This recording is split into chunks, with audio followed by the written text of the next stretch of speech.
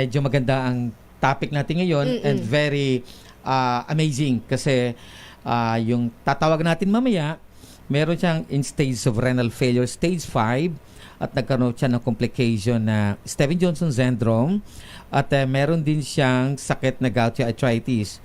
So nagkaroon pa siya ng ng maraming complications.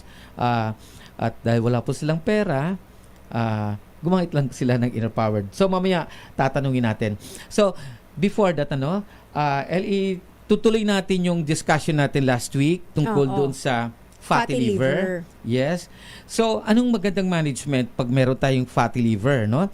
Kasi karamihan sa fatty liver ang ginagamit po ay symptomatic management. So pag sinabi mong symptomatic management, those symptoms lang ang magagawa. So pag ang gagawin po natin ay tutunawin po natin yung mga taba sa katawan natin. So, number 1 po na gagawin natin, iwasan po ang pag-take ng mga fatty foods o mga mataba, mga tulad mantika, lalo na yung mga saturated fats, no? Saturated Ibig sabihin oils. ba niyan, Sir Arnold, magko-convert na tayo fully sa vegetarian? For me, pag may sakit po tayo ng fatty liver, mag-vegetarian muna tayo.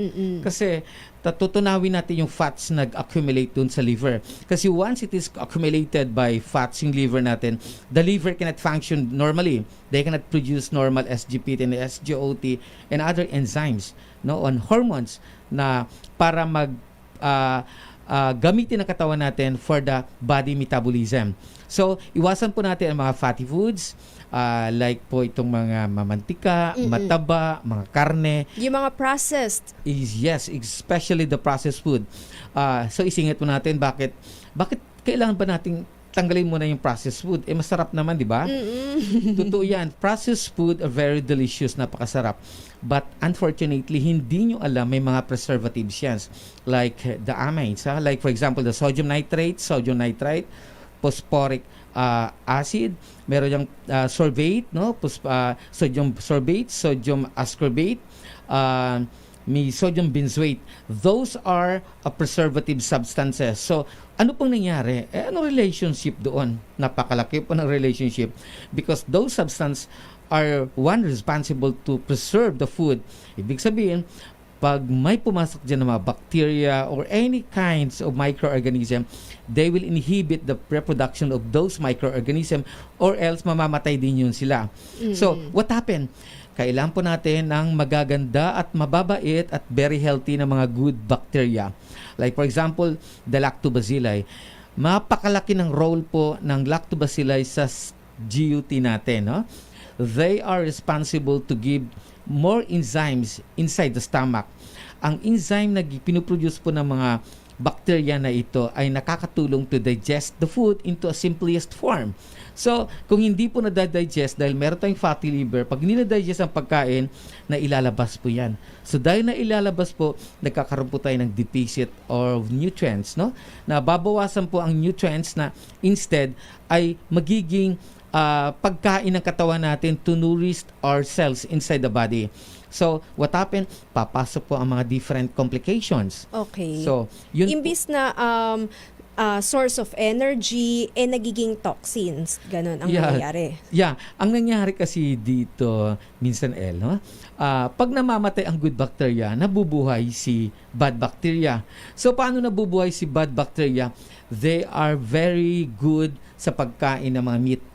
So, pag palagi kang meat ka, ang tumutubo dyan yung, for example, ng Helicobacter, ito yung very harmful bacteria na sa tiyan natin that can cause different kinds of disease. Pero kung gulay-gulay tayo, mga nuts, mga mataas sa fiber, mga spice, ang bawang, sibuyas, luya, mga ganon, ang dumadami po nito nito ay mga good bacteria like lactobacilli. Kasi sa bunganga po natin, maraming bacteria dito na good bacteria, no? Kaya na-advise ko, okay lang kung hindi nyo to sundin, okay lang. Paggagising mo sa umaga, huwag ka muna magmugmog. Anong gagawin natin? Uminom ka ng 2 o 3 basong tubig. Okay. Kasi maraming lactobacilli sa mouth natin na dapat ipasok natin. Once kasi na mag-toothbrush tayo, mamamatay na sila, mawawala na sila. So sayang yung mga lactobacilli na nandito po sa ating mouth, no? Napakadami yan. So mas maganda uminom muna tayo ng tubig bago tayo mag-toothbrush sa umaga po. So susunod, wag po tayong uminom ng alcohol, no? Kasi alcohol can also Kill. Contributor siya ng fatty sa liver natin. Okay. So, meron kasing tinatawag na fatty liver, alcoholic fatty liver, saka non-alcoholic fatty liver. Sweets, no? Ang sweets po ay hindi talaga maganda kasi once ng sweets, compose ito either ng glucose or fructose. So, pag manager ka o tulad dito, nasa loob lang tayo ng aircon, wala po dito masyadong energy na gumagalaw ang katawan natin. So what happened for those sweets, for those sugar, magiging Naiipon. stored fat. Yes, tama, Kyle. Naiipon sa katawan natin, magiging stored fat. So once maging stored fat ito, papasok sa mga veins, sa mga ugat natin, muscles, sa liver. So another complications. Diabetes. Yes, Tataas yung tama. blood sugar. Oo. So once na mangyari ito, dadami ng mga complications. Pero kung tama lang na glucose ang nai-intake natin, ay yun lang magigamitin natin sa energy. So na nagagamit natin. Ang sobra, magiging stored fat yan. Saka theoretically, may isa pa kong problem dito sa fructose. Kasi ang fructose ngayon, almost na ginagamit natin, dalawang klase yan. Ang isang fructose ay naturally derived from fruits, no? Yung halimbawa, mansanas, grapes, merong fructose na talaga. Pero ang mostly pag industrial use, sa soft drinks, sa juices, sa mga pastries, sa mga cake, ang ginagamit yan ay artificial fructose, which is from corn syrup. Pag sinasabi mo corn syrup, it is mechanically done by chemistry, no? Chemical reaction. So what happened?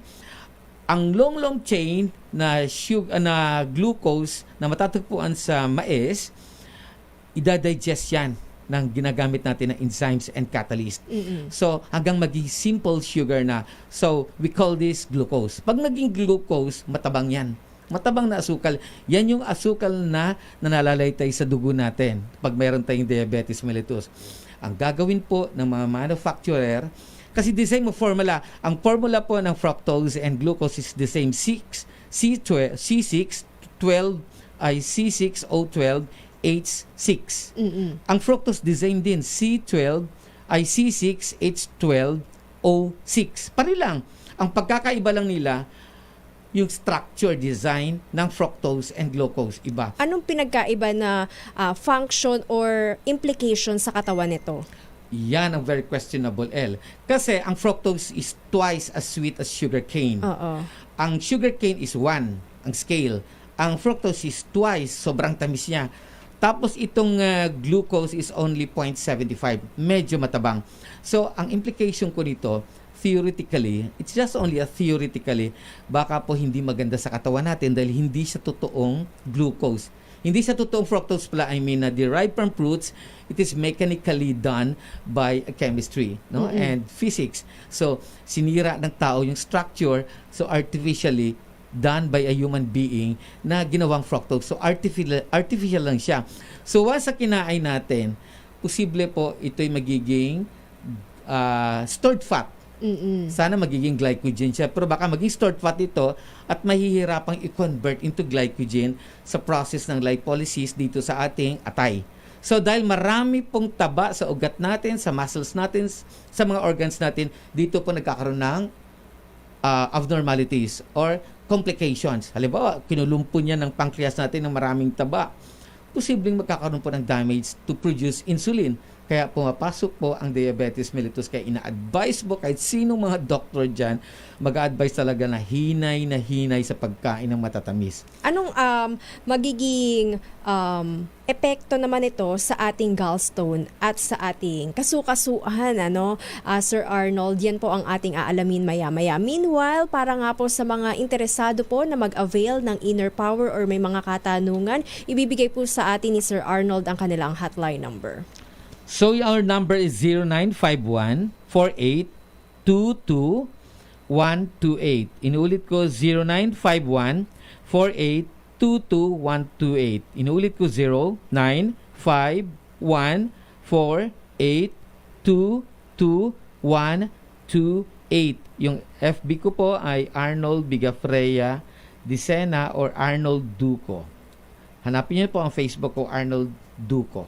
Para nga rin po sa may mga katanungan tungkol sa ating discussion ngayong gabing ito, gallstone and arthritis, maaari rin po kayong mag-message sa ating text line dito sa DZRH 0919-2826-485. Again, 0919-2826-485. Magbabalik po tayo pagkatapos lamang po ng ilang